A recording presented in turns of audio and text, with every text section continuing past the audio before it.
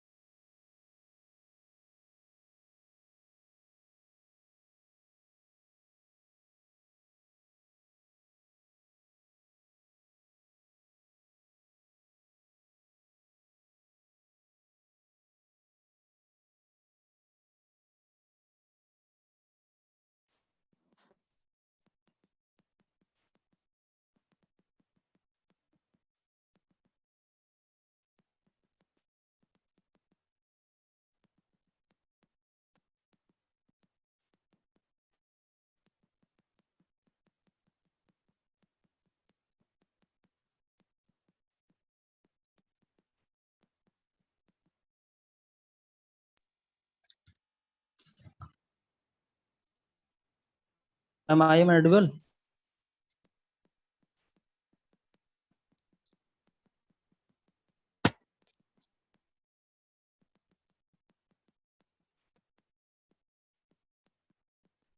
I'm not able to share my screen.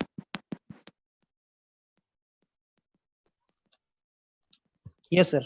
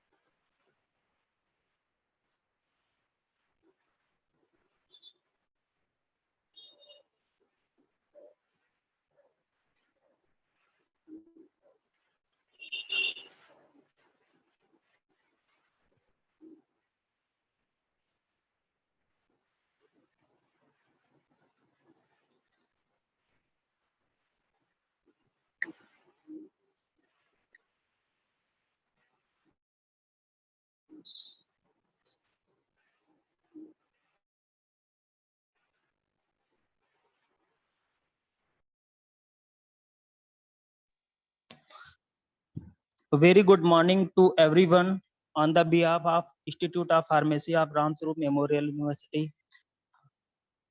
I, Neeraj Kumar Verma, moderator of FDP. Welcome to our today's speakers, Professor Dr. Vinay Chawla, sir, Director Professor Dr. Manju Pandey, ma'am, colleague faculties, and research scholars.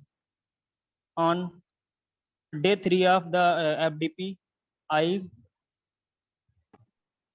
today the topic of ethics in publication and research. The Committee of Publication Ethics in the an international forum of forum for editors and publishers for peer reviewed the journals that prove the code of conduct and best practices guideline. Dr.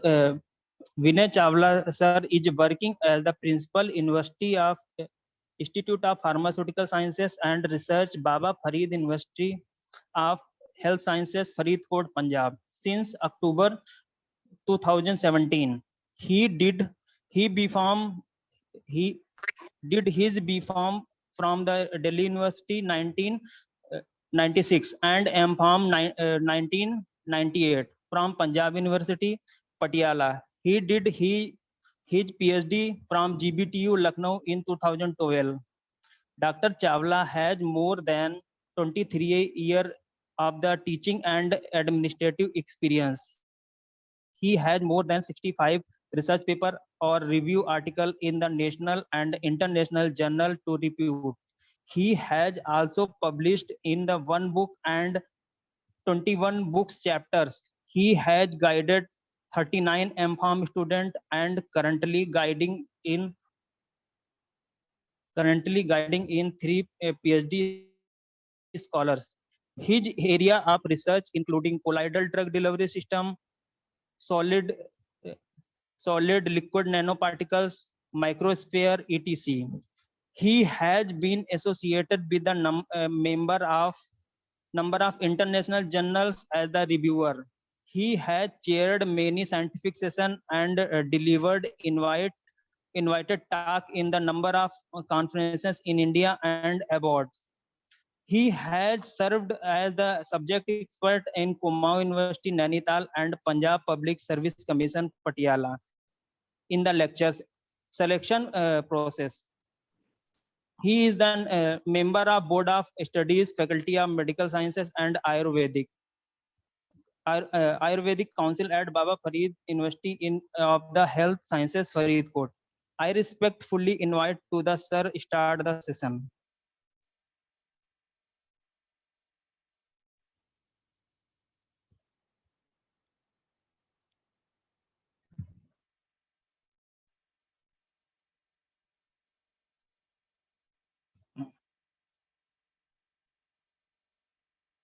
Sir,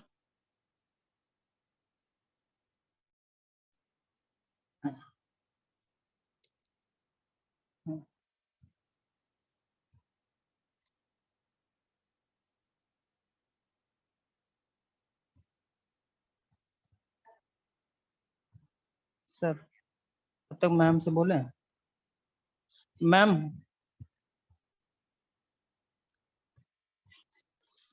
I I would like to invite director ma'am for few words. Namaskar, sir. A very good morning to all. And on behalf of Institute of Pharmacy, I, Dr. Manju Pandey, convener of this FDP, welcome you all. And as you know, Institute of Pharmacy conducting a 6-day faculty development program, and it's a third day. I welcome our today's guest and speaker, Dr. Vinay Chawla, sir, and all the faculties and research scholars present over here. And now I request Vinay Chawla, sir, please continue the session. Thank you, Dr. Manju.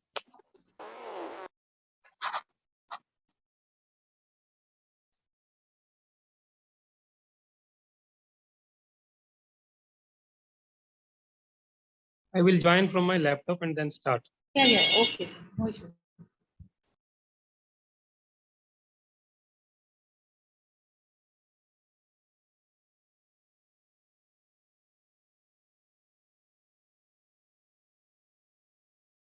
मेरा environment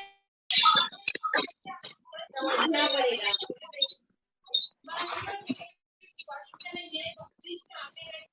मेरे साथ भी सही करते हैं यही। Please mute. लग जाता है ना किसी को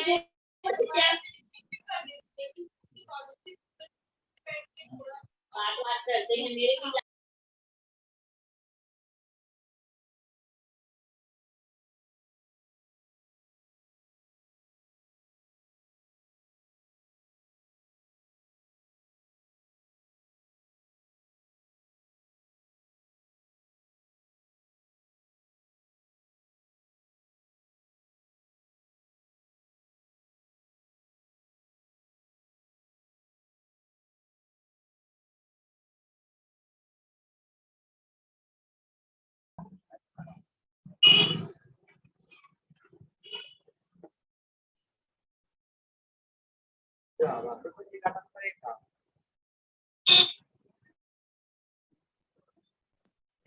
Can you see my screen? Yes, sir. Yes, sir. Shall we start now? Yes, sir. Yes, sir.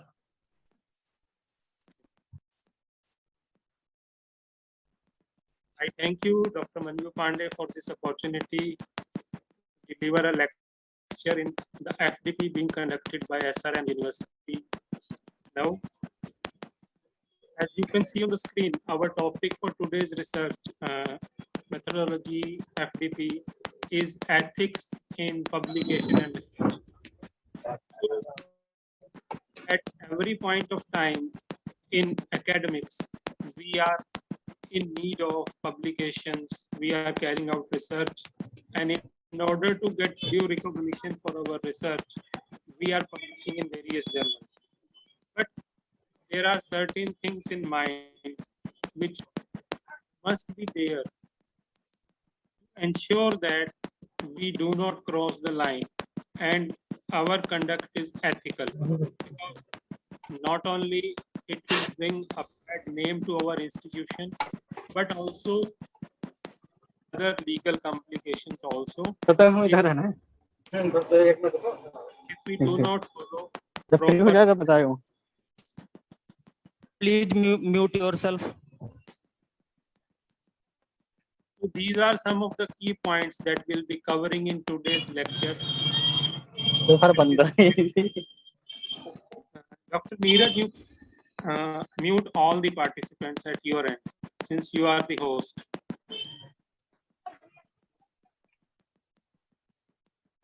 So, plagiarism, self-plagiarism. We'll discuss authorship, credit statement, animal studies, reference, acknowledgements, case studies, conflict of interest, and lastly, paraphrasing tools.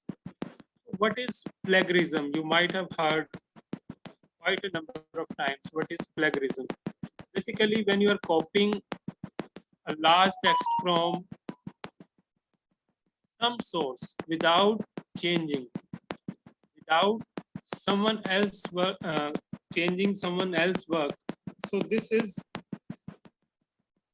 Vinay sir, is there any issue?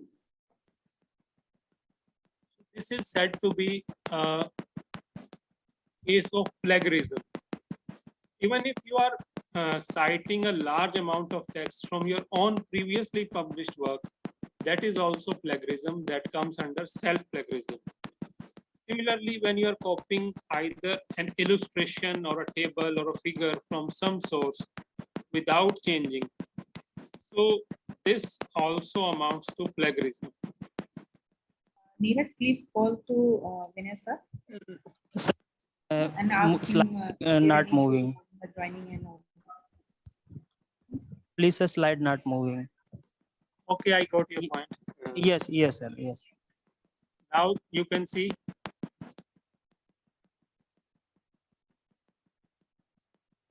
Neeraj, which slide are you seeing Yes, now? yes, yes, sir. Yes, sir.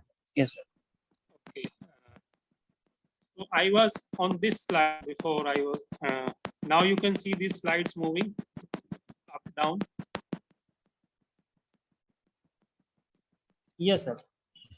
Okay. When we are copying a large text from someone else's work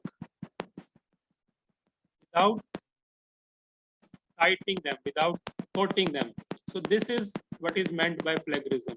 And when you are copying a large amount of text from your own previously published work, this is self-plagiarism. Similarly, when you are copying a table or a figure or any other illustration for that matter from some other source without changing, so this also amounts to plagiarism. University Grants Commission has issued a circular on self-plagiarism. This self-plagiarism or text recycling, it is also called, it is not permitted. Through this circular, the University Grants Commission has written to the members of selection committee, vice chancellor of various universities, and made it clear that self-plagiarism is not to be allowed, And people who are using self-plagiarism do not gain anything. They do not get anything in respect of H index or I10 index or citations. Nothing is improving on their part. Similarly, when you are rephrasing your previous work without citing, what is self-plagiarism? When you are publishing a part of your work and making it look like a new work, something which should be published in one paper, if you are publishing in 3 small papers, that also is self-plagiarism, because if you do not cite your previous papers, it will amount to self-plagiarism. So everyone involved in pharmaceutical research, I believe most of us who are attending this FDP are teachers, so they should be aware of this fact that self-plagiarism is viewed seriously by the University Grants Commission and it should be avoided. So there are a number of plagiarism detection softwares like Authenticate or Turnitin, Viper, Plagiarism, Plagiarism Checker, Qtext. I have written only few names. You might come across various other names in this when you search the net. But two software names I have highlighted in different color, that is Authenticate and Turnitin. So these are the ones which are used by reputed publishing houses like Bentham, Scopus, like Elsevier, Wiley, Taylor and Francis. So you should rely upon reports by Turnitin. Plagiarism is not at all tolerated by reputed publishing houses, and it is better for us that before sending our article, before submitting our manuscript, we should rather take steps that we check the plagiarism and remove at our end before submitting it to the journal, because ultimately what happens is you submit a particular article, within 24 hours it gets back to us, and they will not write this thing that this content is plagiarized. They will either say this is out of the scope of the journal, or cite some other reasons, but they will never say that your text is plagiarized. It is our duty to check whether the manuscript that we are submitting has proper level of check made on it about plagiarism.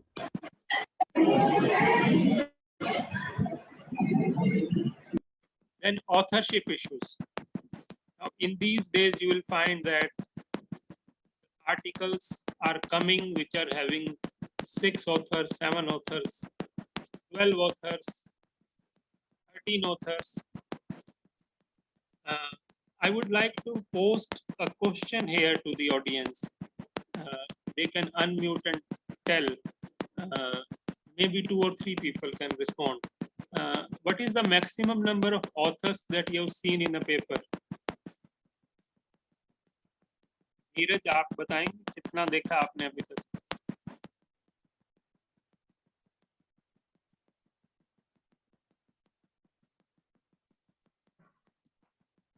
Am I audible?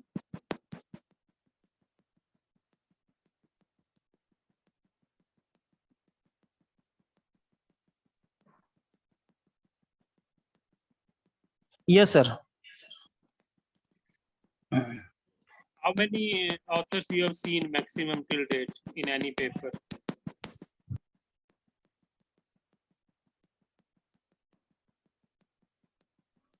Sir, at least 5 to 6 people I have seen.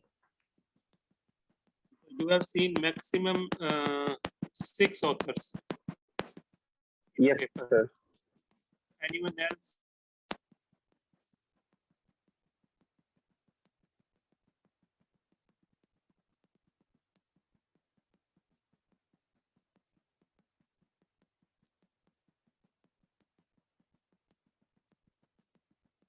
बाकी लोग भी सुन रहे होंगे और कोई respond करना चाहेगा? पर जिसमें से कि फर्स्ट होते हैं करस्पॉन्ड ऑथर होते हैं, बाकी उसके बाद सब जो भी होते हैं। नहीं, हम उसकी डिस्कशन पे भी आएंगे। यस बट अभी के लिए क्वेश्चन ये है कि आपने कितने ऑथर्स देखे हैं मैक्सिमम? Sir 5 to 6। और कोई पार्टिसिपेंट्स हैं, उनको कहिए जवाब देने के लिए। Can see So sometimes there are 8 to 9 participants from different organizations. 8 to 9, okay. इसके अलावा और कोई रिस्पॉन्ड करना चाहेगा?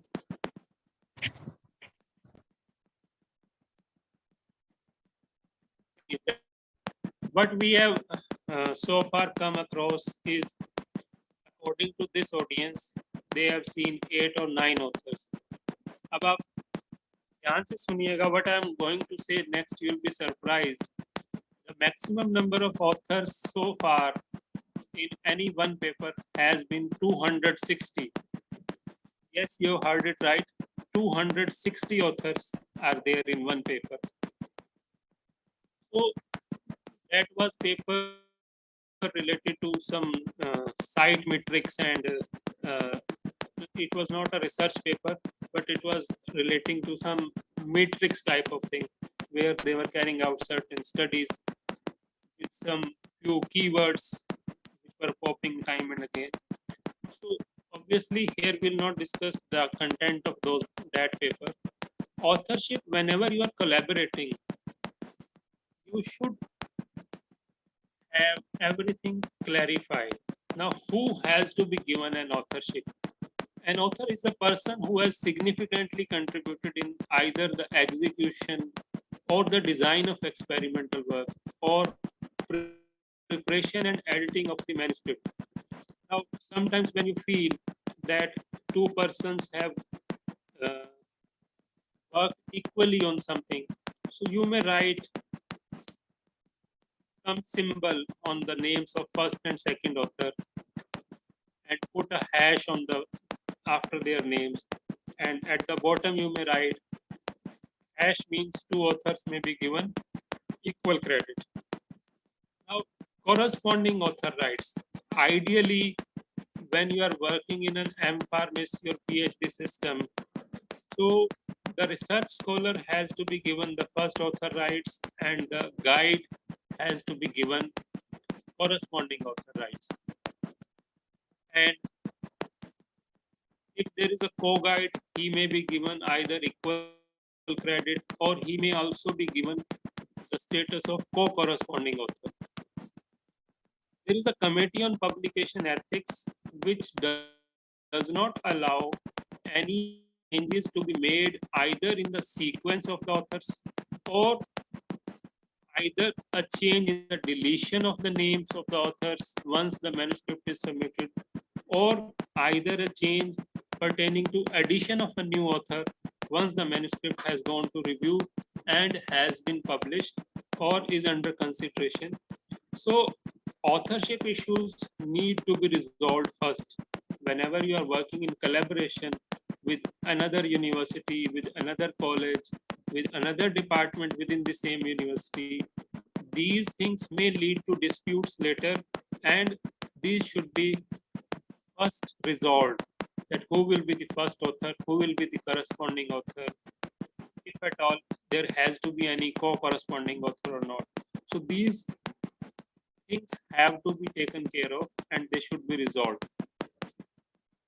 Then the next concept is that of credit statement.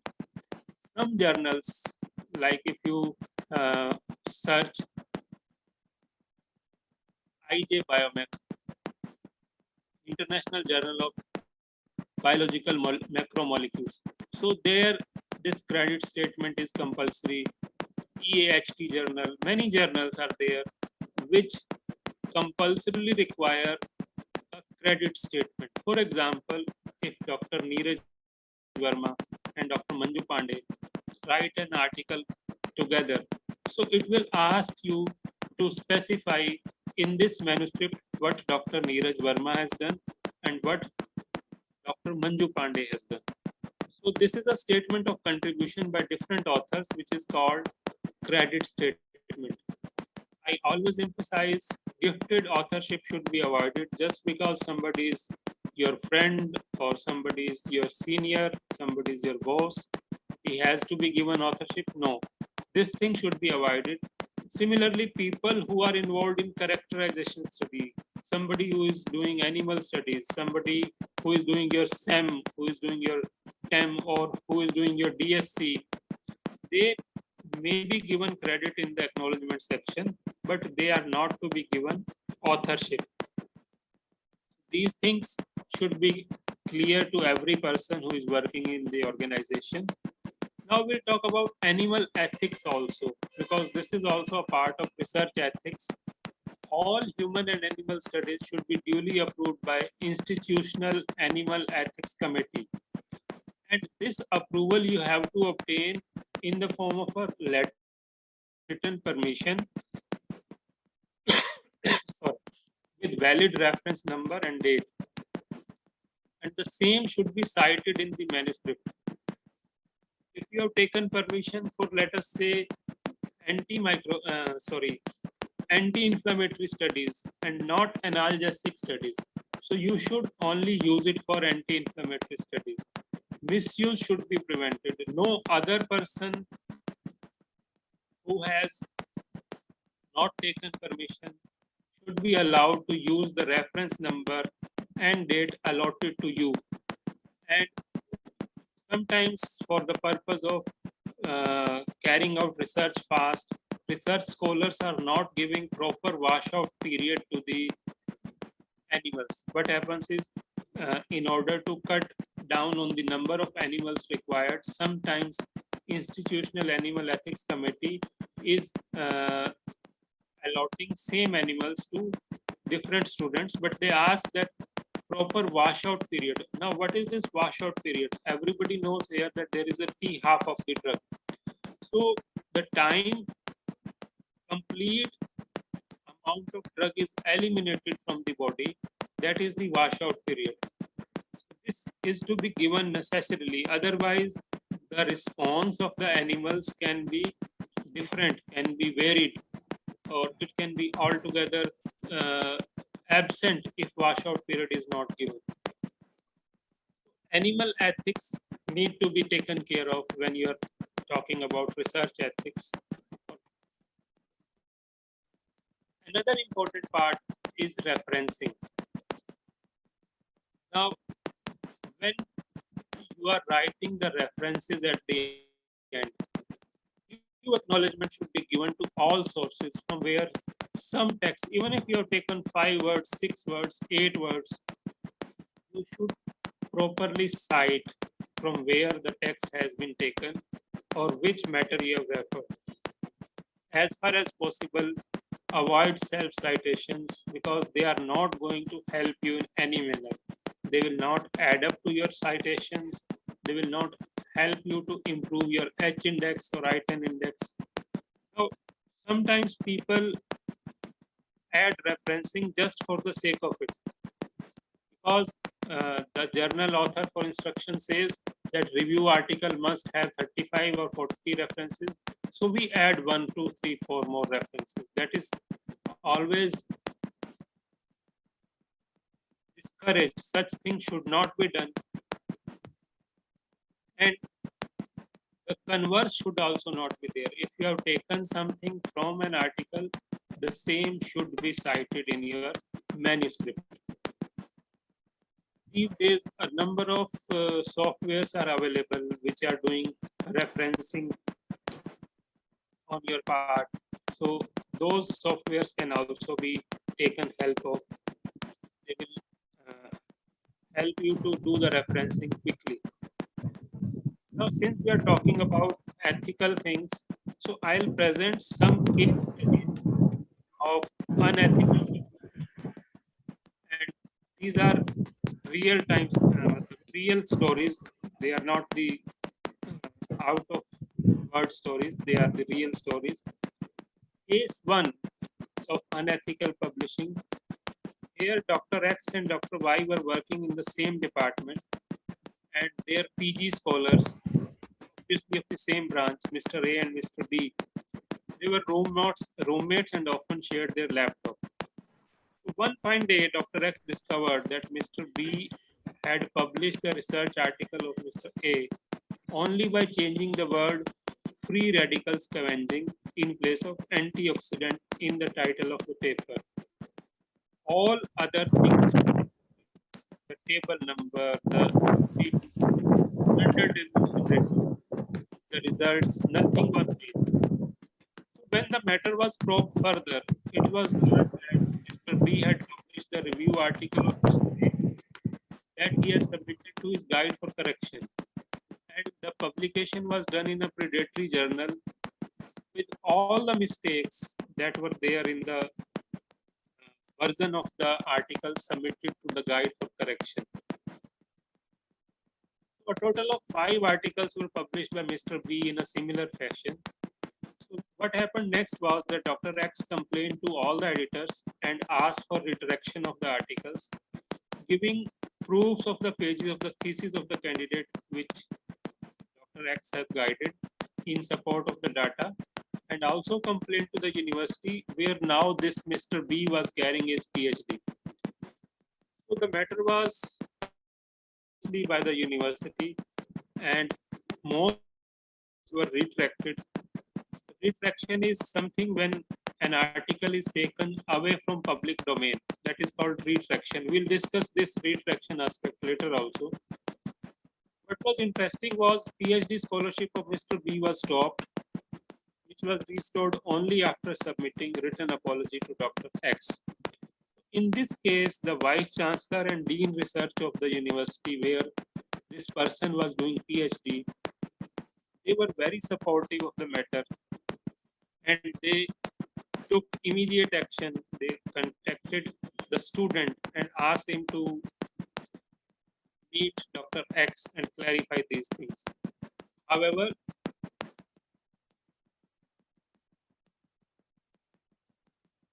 there are different stories in case study 2. Here, I know the names of all these persons, but ethically I should not be revealing the names. So just I am using the codes Mr. YZ and X and like that. So Mr. YZ was a research guide of MPharm and he was also pursuing his PhD at the same time. And his pen drive contained important data of his research. Sometime it was lost. 3 years later, just before he was about to submit his PhD thesis, he discovered that someone has published his data in a predatory journal. And what was surprising that none of his students was an author on this paper. And at the same time, only people who had access to his pen drive were his research scholars. This matter is still being pursued, although the person has been identified who has published the article. But still it is a mystery how the data reached to him. Matter is still being pursued. Another case where, as I said, that at every time the Vice Chancellor or Dean Research are not so cooperative. The same happened in this case. Dr. XY was a research guide of MPharm. Her student published their research work with new names without the permission of his guide. So this matter was taken up with the Vice Chancellor of the university. This university was in Rajasthan. Sir, sorry, sir. Sorry interruption. Sir Yeah. अभी meeting and होने वाली है sir, इसके बाद same link से दोबारा sir join करना पड़ेगा. Okay. We will finish this slide and start with new slide from next meeting. I will quickly complete this one. Matter was taken up with the Vice Chancellor of the university, but he did not take the thing very seriously. So neither the paper was retracted, nor the university took any action.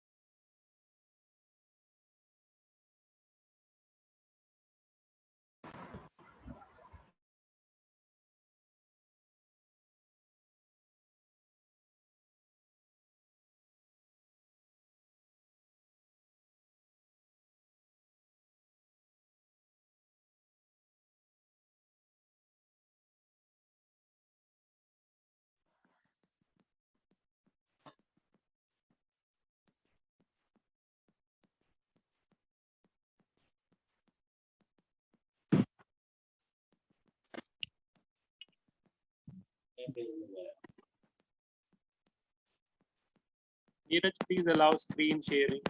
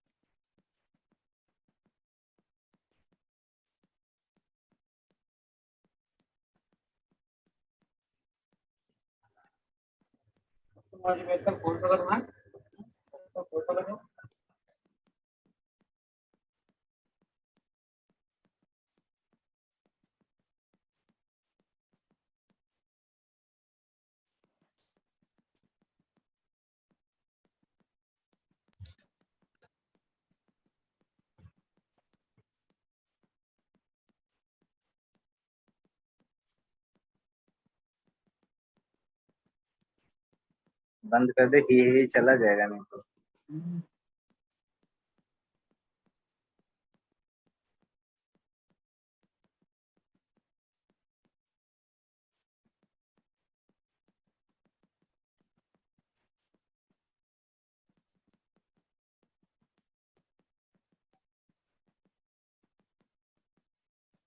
Could we continue? Yes, sir. Yes, sir. We were discussing this case study 3, where Dr. XY was a research guide of AMFAM and her student published the research work with new names without her permission. This matter was taken up with the Vice Chancellor of the university in Rajasthan, where the candidate was working. However, the reply did not favor the research supervisor. And neither the paper was retracted nor the university took any action.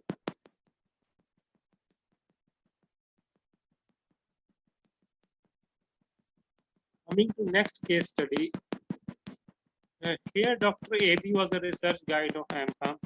His student published the research work in a predatory journal with new names without his permission. The name of the research supervisor was removed from the list of the authors.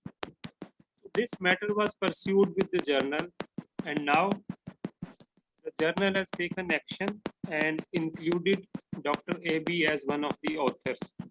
Obviously, now at this stage, the rights of Dr. AB as corresponding author for the work, because this research was guided by him, could not be restored. But at least the saving grace was that the journal was considerate enough to include his name as one of the authors. There are few more case studies which I'll discuss after I have discussed these retractions. So, what is retraction? As I told you, that whenever a published work is taken out from the public domain, that is called retraction. Now, published articles are regularly retracted. This could be for a variety of reasons. And I'll tell you, most of the times the reasons are unethical, publishing by the authors. And not everybody is into this business. Only a few authors are responsible for disproportionately large number of retractions. As you can see on your screen, just 500 of more than 30,000 authors named in the retraction database, which also includes co-authors. These 500 authors account for about 1/4 of the 10,500 retractions. So 100 of these authors have 13 or more retraction each. That means out of these 500, there are 100 people who are responsible for minimum 1,300 retractions. So these withdrawals, these retractions are normally the result of deliberate misconduct. It cannot be error when you are working in the field for 12, 13, 15 years or 20 years. And 20 years, even if your one paper is retracted, it could be by chance. But when such habitual people are there, where they are accounting for almost 1/4 of the 10,500 retractions. That means it is a deliberate misconduct. It is not an error. So publishing houses have started taking strict actions. They are permanently putting such authors in a blacklist of authors, and they will not accept any article from such people in the future. Even some journals are debarring all the co-authors in such cases. So retractions obviously happen, and this is quite a large number if you see 10,500 retractions. Then we'll talk about another unethical thing that is taking place, which is false claim of publications. These days, many universities, whether government or private colleges, they are pressing upon the faculty to bring out publications so that universities can score better in terms of NAC ratings and NIRF ratings. So what people do, they start making false claim of their publications in order to enhance their H index, in order to enhance their citations. Like if you go to ResearchGate and let us say if you type MP Singh, you may get more than 30-40 MP Singh. This could be Manish Pal Singh, Mahendra Pratap Singh, Manipal Singh, any MP Singh could have any connotations. Could be a male, could be a female. So if one particular person who is, let us say Manish Pal Singh, he starts claiming the publication of Mahendra Pratap Singh, obviously he will be able to raise his ResearchGate score to a large extent. But ultimately, if you go to any UGC approved university selection committee, they are asking for Scopus H index. They are not asking for ResearchGate score. They are asking for Scopus H index or Web of Science index, where such things cannot be done. So this an unethical practice should also be avoided. Now we come back to case studies. Case study 5. This is the case where one article was published in the Annals of Tropical Medicine and Public Health in 2014. And it was retracted in January 2016. Because it was revealed that the entire text had been lifted directly from an article published in Toxicology International in the year 2013. And the original authors, the authors of the 2013 article, they claimed that the authors of the retracted 2014 article were their junior colleagues at the same hospital in Uttar Pradesh, India. The text was reproduced without citation to the original authors and without their permission. So ultimately, when the original authors complained to the journal Annals of Tropical Medicine and Public Health, it was retracted. And the reason was because the material was plagiarized. This is, I'll tell you, it's related to some dental college. Case study 6. This is another case of same form of academic misconduct. Here it is in pharmacy. There was direct duplication of text and data from a single source without assigning any contribution acknowledgement or without taking their permission. In this case, the retracted article was published in 2012 in the Journal of Pharmacy and Bioallied Sciences, and plagiarism was reported in 2015. So when the matter was brought into the knowledge of the editors, they found that the plagiarized text sections were extensively copied and they affected every section of the retracted article. So ultimately that article was retracted. There are a number of such studies, number of such cases. They have not stopped happening, but none of the authors understands that maybe a year later or 2 years later or 3 years later, this thing is going to happen. So if you are looking for a long-term goal, you should avoid such forms of academic misconduct. You should avoid plagiarism issues. Case study 7. Here, this is a 2012 issue of the Journal of Indian Prosthodontic Society. Here, what was observed was a particularly less brazen form of plagiarism. An article was submitted under the names of 4 authors, was discovered in 2014 to be a full and direct copy of an article which was written by 4 authors from Zurich and Aberdeen, and it was published in the European Journal in 2008. So in this case, unlike the previous case, the text had been rewritten and the focus slightly shifted, but the data and the underlying idea clearly the same. They were duplicated in entirety.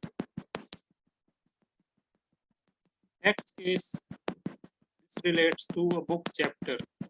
The chapter Psychiatric Disorders were published in 2013 in book entitled Sleepiness and Human Impact Assessment. Ultimately, next year it was retracted when it was discovered that a large amount of data and text was included without attribution that has been previously published in 4 separate articles by different authors. So in this case, the authors of the retracted article claim that the plagiarism was accidental rather than purposeful and resulted from inadvertent but extensive omission of quotation marks. But their logic was not acceded to by the publishing house, and the book chapter was ultimately retracted. Now we come to another aspect in the manuscript, that is conflict of interest statement. Now, if I'm working for Pfizer, and I write an article which is giving excessively good rating to a product which is marketed or manufactured by Pfizer, so that means I have a conflict of interest. Similarly, if any of my blood relatives or my organization, even then if I'm writing an article, that again is a conflict of interest. So it is of prime importance to give a conflict of interest statement. You might have published various articles. So this is essential to ascertain whether the reported results are prejudiced or not. Are we unnecessarily favoring any particular organization or individual by writing an article in their favor? Some journals you will see also need to comment whether their research has any impact on the biotechnology sector. This also needs to be properly looked into before submitting.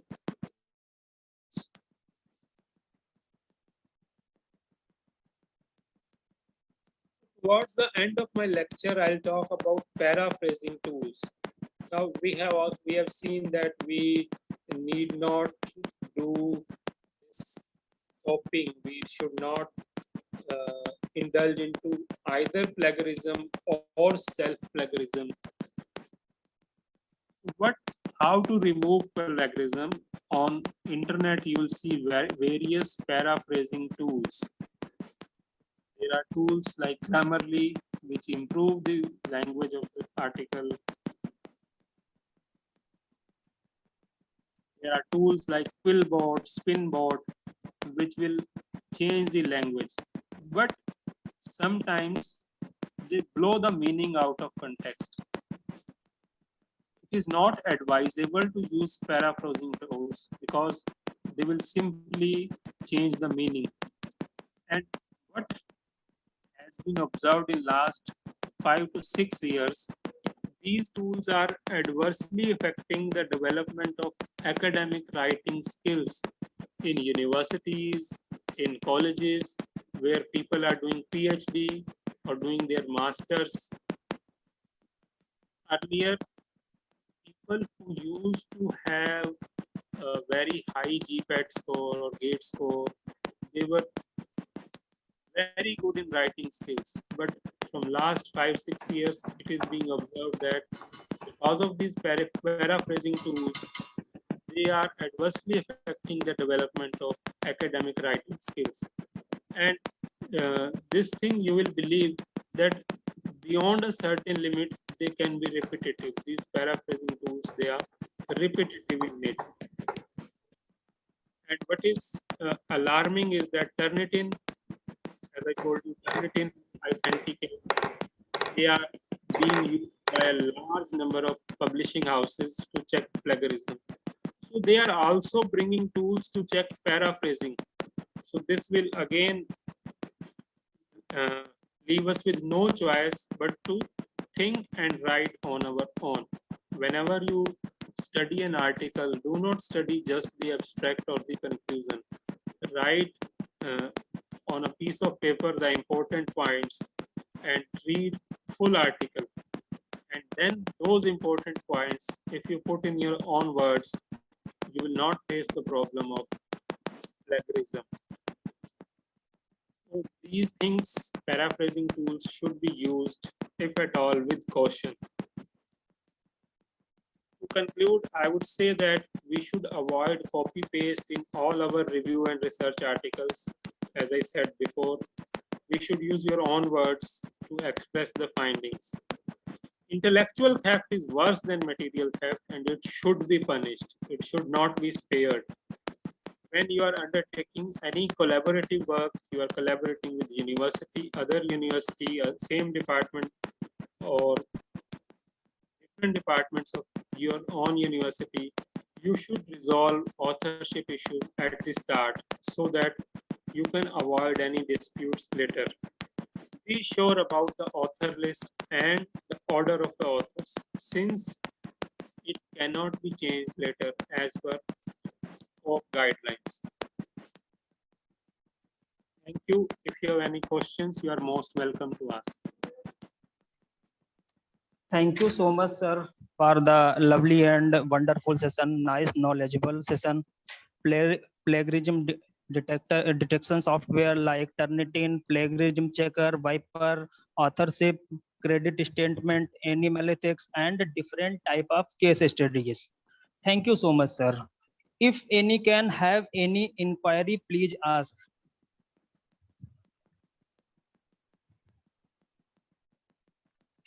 Hello, good afternoon, sir. Good Sir, I have one query that is about self-citation. Suppose that we are writing on any topic, suppose we are writing about the psoriasis, I have written any review article. Again, if I am writing something, then can I take a matter from my previous article? In a particular section, you cannot take more than 80 words. Suppose, sir, I am citing that paper too, then it is wrong or right? You should cite. Even if you are taking 5 words, you should cite. But the Thank you, sir. amount of text taken should not be such that it increases your this thing, Plagiarism. plagiarism. Thank you, sir.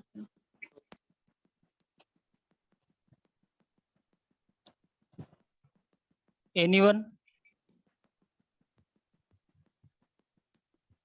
Good morning, sir. Good morning.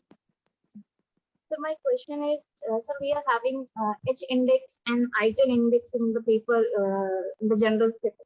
So which one is better, H index or item index? H index.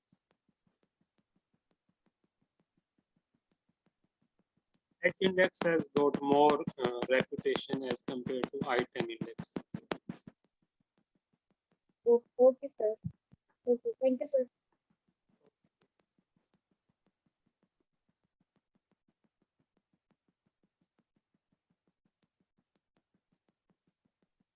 Thank you so much, sir, for lovely and wonderful session.